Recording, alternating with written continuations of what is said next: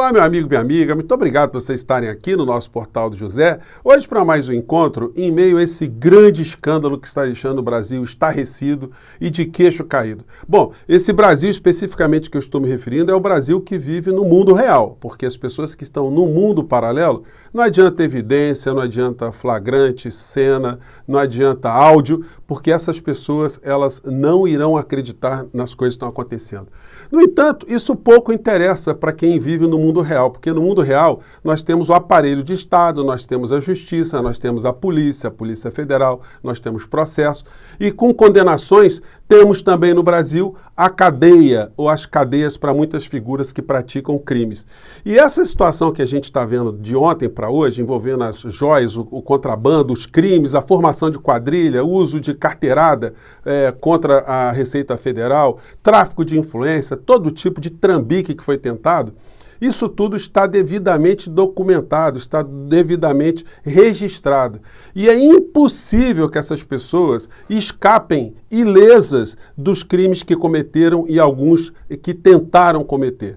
Pois bem, eu vou trazer para vocês aqui os últimos acontecimentos, a gente fazer aqui uma atualização, mas antes de mais nada, quero convidar você que está chegando agora ao nosso portal a se inscrever aqui, a vir fazer parte dos nossos debates, das nossas discussões. Você que é muito bem-vindo. Não esqueça de dar o seu joinha, mandar os seus comentários, são formas de você interagir aqui conosco, além do chat que todos os dias eu abro entre as 5 horas e 5 e meia para bater um papo com vocês.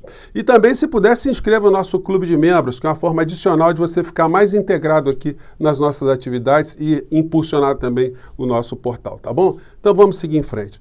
Gente, para a gente poder entender essa patifaria envolvendo a tentativa de introdução no nosso país de um contrabando de joias valiosíssimas, com mais de, avaliadas em mais de 16 milhões e meio de reais, a gente tem que entender o perfil moral das figuras envolvidas. E quando a gente analisa o perfil moral das figuras envolvidas e em que negócios públicos elas se envolveram, a gente tem que começar a questionar os negócios públicos que elas tiveram algum tipo de influência, algum tipo de ação, porque podem acontecer de a gente descobrir ali muitos trambiques no meio dessa história que lesaram o interesse nacional. Bom, vamos trazer aqui uma reportagem de mais de 4 anos atrás, falando da figura do ex-presidente da República quando ele estava se separando da sua mulher 02.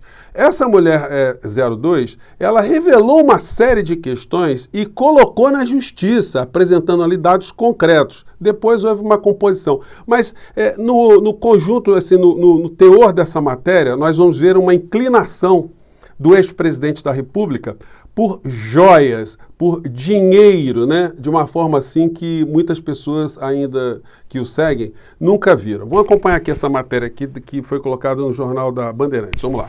Capa da revista dessa semana e apresenta uma série de acusações contra o agora candidato à presidência. De acordo com a reportagem, Ana Cristina anexou ao processo uma relação de bens e a declaração de imposto de renda de Bolsonaro referente a 2006. Os peritos da Justiça avaliaram que, na época, o patrimônio equivalia a 4 milhões de reais. Olha só, foi ela que elencou todos os bens que o casal amealhou, né? Ao tempo que estiveram juntos, porque ela queria metade desses bens. Então, ela não estava inventando, ela estava colocando uma situação ali. O Bolsonaro, enquanto candidato, ele apresentava a sua declaração cheia? Não, a declaração dele era bem enxutinha, né? Vou acompanhar aqui. A lista de bens é diferente da apresentada por Bolsonaro à Justiça Eleitoral daquele ano, quando o político do PSL concorreu a deputado federal. Na ocasião, ele declarou ter um patrimônio total de 433 mil reais. Ana Cristina também afirmou que os ganhos mensais de Bolsonaro ultrapassavam os 100 mil reais, entre remuneração de militar da reserva, salário de deputado e outras fontes de receita. Quais fontes? Ela não detalha. Quais seriam as fontes do Bolsonaro, hein, gente? Que não exercia nenhuma atividade empresarial, mas amealhava 100 mil reais por mês, ganhando concretamente, né, ou fisicamente, ou registrado no seu soldo, no seu contra-cheque lá, 26 mil reais. Naquela época, o político recebia 26 mil reais da Câmara e 8 mil como militar da reserva. Ana Cristina não especificou, repito, quais outras atividades renderiam esse valor restante. A ex-mulher também acusa Bolsonaro de ter furtado um cofre que pertencia a ela e que estava em uma agência do Banco do Brasil. Joias, dólares e reais que teriam sido furtados seriam equivalentes hoje a 1,5 milhão de reais. Ana Cristina, que depois fez as pazes... Então, gente, joia é um negócio danado, né, para lavar dinheiro, para esconder evidências de crimes. Se a gente for puxar um pouco para a história de alguém que ainda está respondendo uma série de processos, o ex-governador Sérgio Cabral também, ele tinha um monte de joias, né, escondidas no seu apartamento, nos seus imóveis ali, e pressionava como forma de ganhar algum tipo de dinheiro com base na corrupção, que os corruptores também entregassem joias, né, fizessem um pagamento em joias. Bom, matéria de agorinha à tarde. Mauro Cid está envolvido nas tentativas de recuperar joias de Michele. Sargento do Exército foi escalado pelo tenente-coronel, que era ajudante de ordens de Bolsonaro, para tentar recuperar joias em Guarulhos.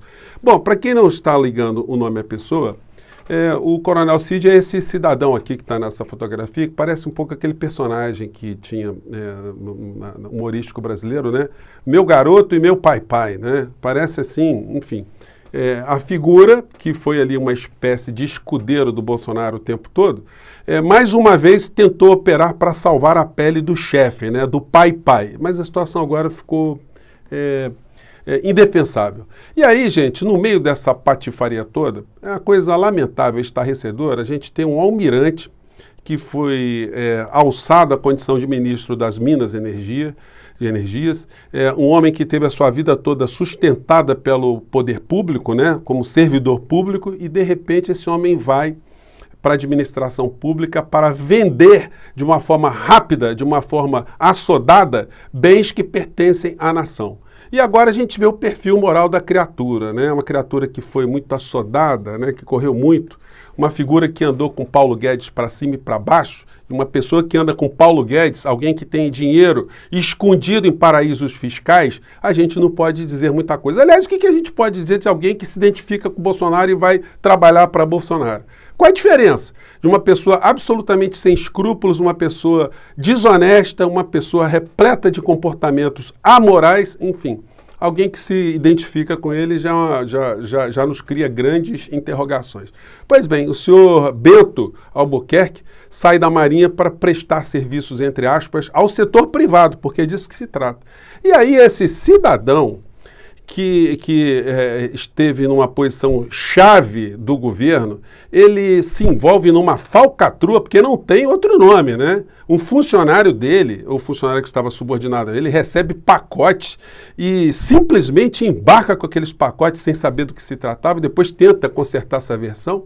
Gente, só para citar aqui, fazer um pequeno paralelo, outro dia eu estava fazendo compra no supermercado e no supermercado tinha lá um menininho que era um rapaz, um jovem, né? Que estava ali trabalhando como empacotador. Mas ele estava muito gentil, fazendo um monte de coisas ali, enfim. E no final quis dar uma gratificação para ele. Eu não sabia se podia dar, enfim, mas aí na minha carteira não tinha nada. Aí o que eu fiz? Eu voltei alguns passos atrás no caixa, comprei uma barra de chocolate.